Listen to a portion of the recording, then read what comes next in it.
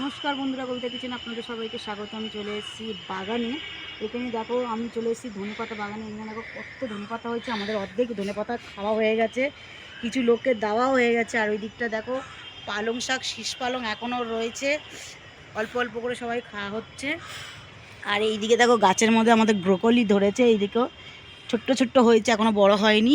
ওই দিকটাও ধরেছে, ওইদিকে প্রত্যেকটাতেই এসে গেছে। আর এইদিকে ভেতরে ভেতরে লাল শাকও ধরা রয়েছে। ছোট ছোট পালং শাকের জন্য লাল শাকগুলো বাড়ছে না ঠিক মতন, যার জন্য ধনে পাতাগুলোকে কমিয়ে দিচ্ছি আমরা। তা চলো ধনে পাতা কিছুটা তুলে নেবো। আর আজকে ধনে পাতার বানাবো চচ্চড়ি। তা চলো ধনে পাতা বেশি করে একটু তুলে নিই আমরা।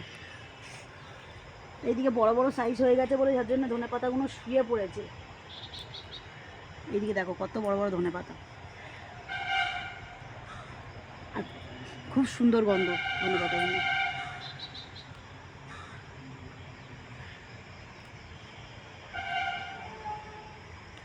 তো চলো ধনে পাতাগুলো তুলে নিয়ে তোমাদেরকে দেখাবো রান্নাঘরে গিয়ে যে কীভাবে আমি চচ্চড়ি বানাবো। এইদিকে দেখো ধনে পাতা নিয়ে চলে এসেছি, কতটা তোমাদেরকে একটু দেখায়। দেখো একদম টাটকা ধনে পাতা, আর গন্ধটা কিন্তু অসাধারণ গন্ধ, ধনে পাতার গন্ধটা।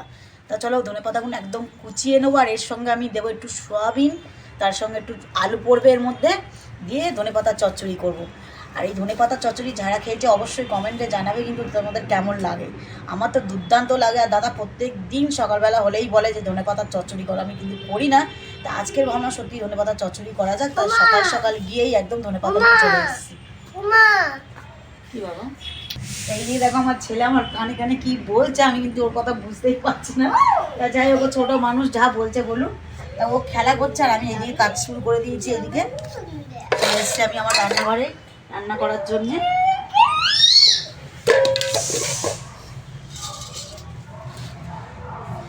আমি ধনে পাতাগুলো কিন্তু একদম পরিষ্কার করে পুকুর থেকে ধুয়ে নিয়ে চলে এসেছি। এবার কেটে নিয়ে আবার একবার আমি ভালো করে ধুয়ে নেবো ধনে পাতাগুলো।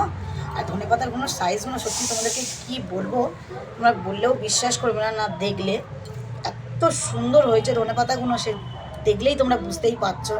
একদম দেখেই দারুণ লাগবে খেতে।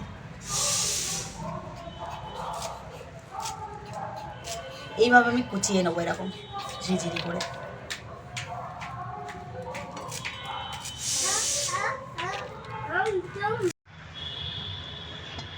তো এইদিকে দেখো তেলটা আমার গরম হয়ে গেছে, তাহলে দিয়ে দিয়েছি তেল, অনেকটাই তেল দিয়েছি। ফোড়নে দিয়ে দেবো 5 ফোড়ন। এর মধ্যে কিন্তু ফোড়নটা 5 ফোড়নেই দিতে হবে, নাতে স্বাদটা কিন্তু আসবে না। কিছুটা রসুন নিয়ে নিয়েছি কুচি কুচি করে, রসুনটা দিয়ে দেবো। কোচানো 3-4টে কাঁচা লঙ্কা। আর এইদিকে দেখো ধনে পাতা আলু কুচিয়ে রেখেছি, এরপরে আলুগুলো দিয়ে দেবো এর ওপর থেকেই। আলু আর ধনে পাতাটা একসাথেই দেবো আমি, একটু নাড়াচাড়া করে নিই। তলার মশলাটা তাহলে পুড়ে যেতে পারে। এরপরে সবটাই দিয়ে দেবো।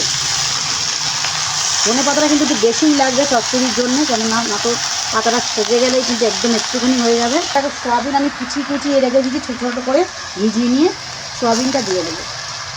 এর মধ্যে তোমরা চিংড়ি মাছ দিয়েও করতে পারো, বা এটা নিরামিষও করতে পারো। নিরামিষ করলে আরও সুন্দর লাগে খেতে।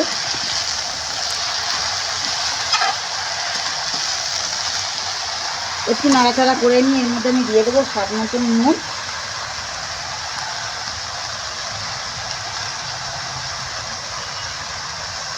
একটু কালারের জন্য হলুদ,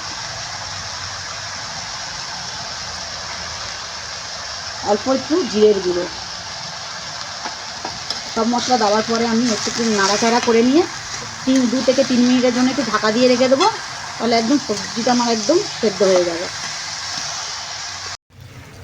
তাই এই দেখো তেল ছেড়ে দিয়েছে, ধনে পাতার চচ্চড়ি কিন্তু আমার প্রায় একদম হয়েই গেছে। দেখো কত সুন্দর, দেখো বোঝা যাচ্ছে এটা ধনে পাতার চচ্চড়ি। ছাড়া ধনে পাতা খায় না, পছন্দ করে না, তারাও কিন্তু খুব সুন্দরভাবে এই ধনে পাতার চচ্চড়ি খেয়ে নেবে। তোমাদের যদি রেসিপিটা যদি অবশ্য ভালো লাগে, অবশ্যই চ্যানেলটাকে সাবস্ক্রাইব করে ভিডিওটি লাইক করে আমার পাশে থাকার জন্য অনুরোধ রাখলাম। আর পুরো ভিডিওটা দেখার জন্য তোমাদের সবাইয়ের সাথে আমার অনুরোধ রইল। তা চলো দেখা হবে তোমাদের সাথে খাবার টেবিলে। তা চলো এটাকে আমি নামিয়ে নিই। বাটি নিয়ে নিয়েছি, বাটির মধ্যে আমি ঢেলে নিচ্ছি ধনে পাতার চচ্চড়িটা। আর গন্ধটা সত্যি অসাধারণ বেরিয়েছে।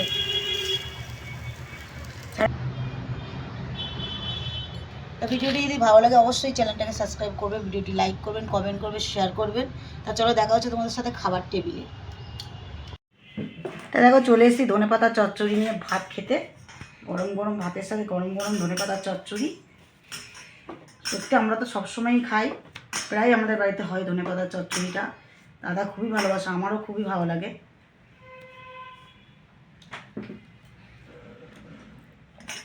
সত্যি অসাধারণ হয়েছে। যারা ধনেপাতা পছন্দ করে না, সত্যি বলছি, এইভাবে যদি রান্না করো সত্যি তারা আরও একবার তোমাদেরকে বলবে, দ্বিতীয়বার, যে রান্না করো এইভাবে। তা সত্যি দেখা হচ্ছে তোমাদের সাথে কোনো পরের কোনো ভিডিও নিয়ে। তখন সুস্থ থেকো, ভালো থেকো, টাটা, বাই বাই।